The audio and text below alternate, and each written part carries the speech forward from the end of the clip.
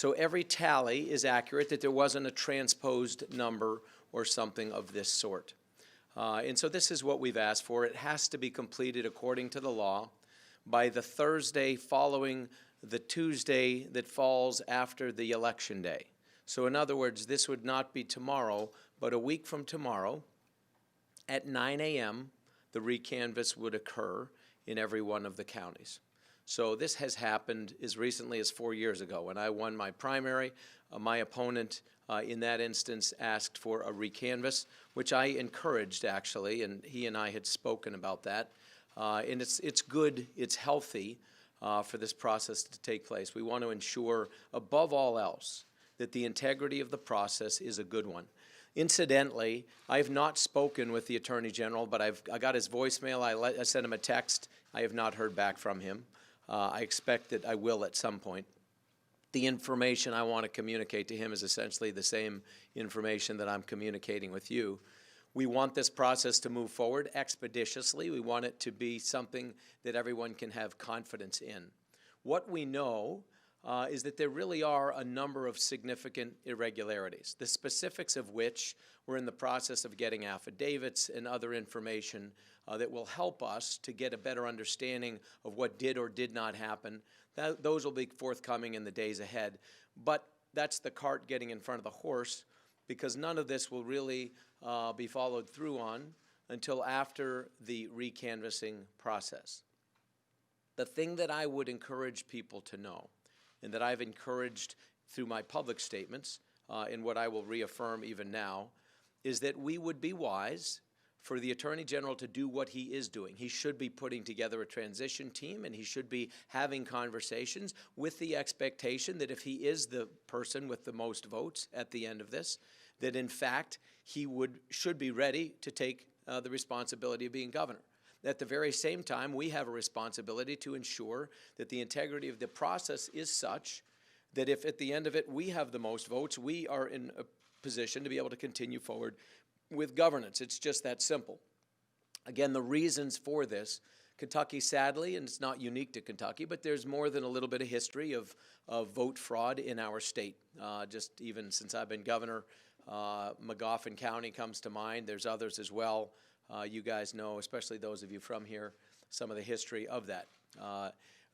The fact that our Secretary of State was on national TV show, which, you know, I hesitate to suggest to anybody that anyone is partisan in the world of media coverage. That said, it was an interesting choice of places for her to go while the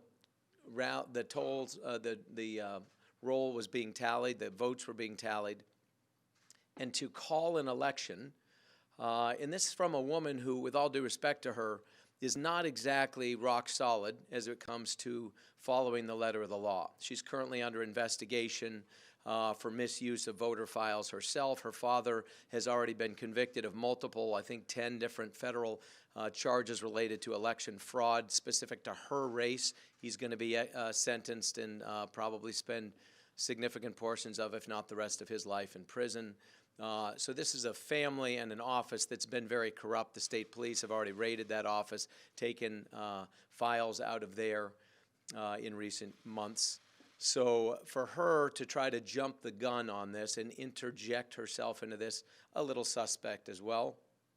We know there have been thousands of absentee ballots that were illegally counted. That is known, and this again is something that's being looked into.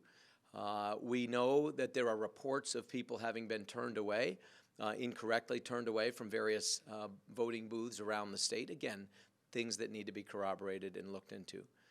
These are some of the things that we're in the process of determining. We know that in Jefferson County, there were a number of machines that did not work properly. So ballots were taken and just put in open boxes, and people were told they'd be scanned in later. They may have been. They may not have been. We truly don't know. But it's not typical that people would be asked to give a ballot that's supposed to be kept in confidence and scanned into a machine and just put it in a box. And this happened in multiple locations.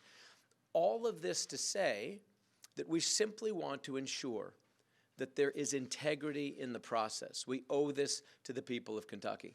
I love this state. I love this country.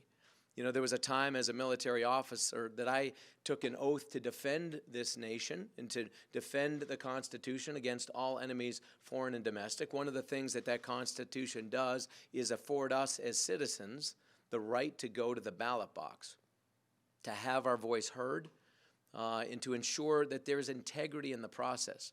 My gracious, it's been topical in this country. You look at what's been happening even in the last presidential election, lots of rumors and allegations, but certainly a lot of discussion about the integrity of our electoral process. We look at what happened literally less than a year ago now in the last election in North Carolina, in I think it was House District 9 in that state, an election with frankly, things not unrelated to the things I've just laid out for you, but frankly a fraction of them, ended up being tossed because the process was broken. There it was 900 and some odd votes, and there were 2 or 3 or 4 corroborated instances of things not being done right. And so ultimately decisions were made to basically relook at that entire process. What will happen here? There's a methodology to this.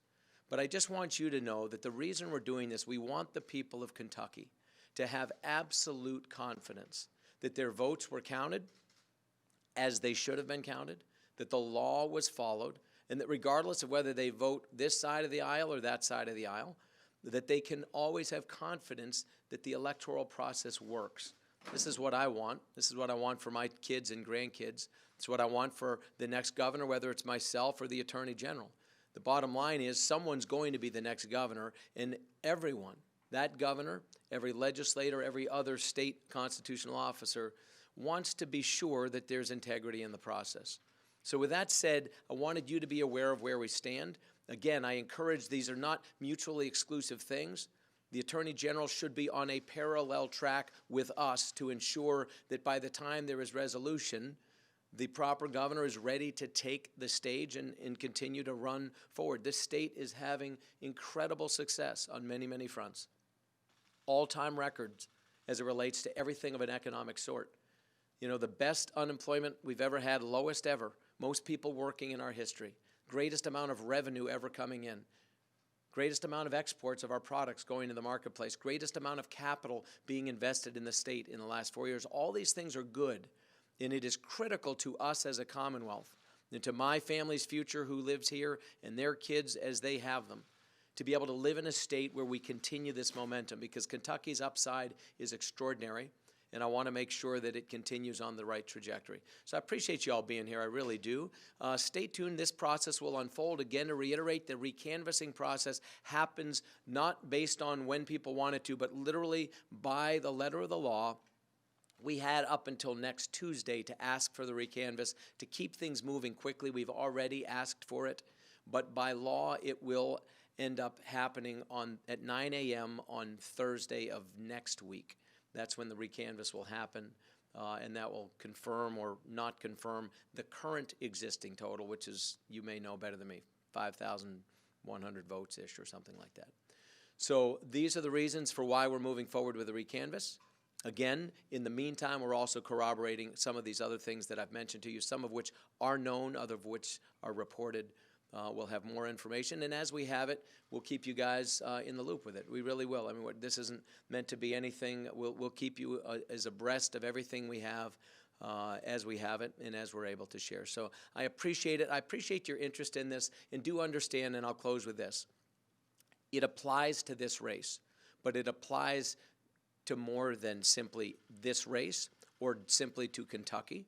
This is critical, especially as we move more and more into an electronic day and age, and as the old and the new are melded together. This is an American issue. It really is, and a concern, and we've seen it come up time and again. This unfortunately happens to be a time when it's on the radar screen in Kentucky, but we'll get to the bottom of it.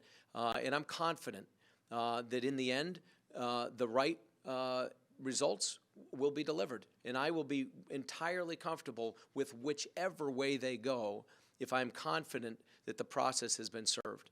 That's really all I want. It's what I want from government is good government. It's what all of us should want. Thank you all very much. I appreciate it, guys. Thank you, guys.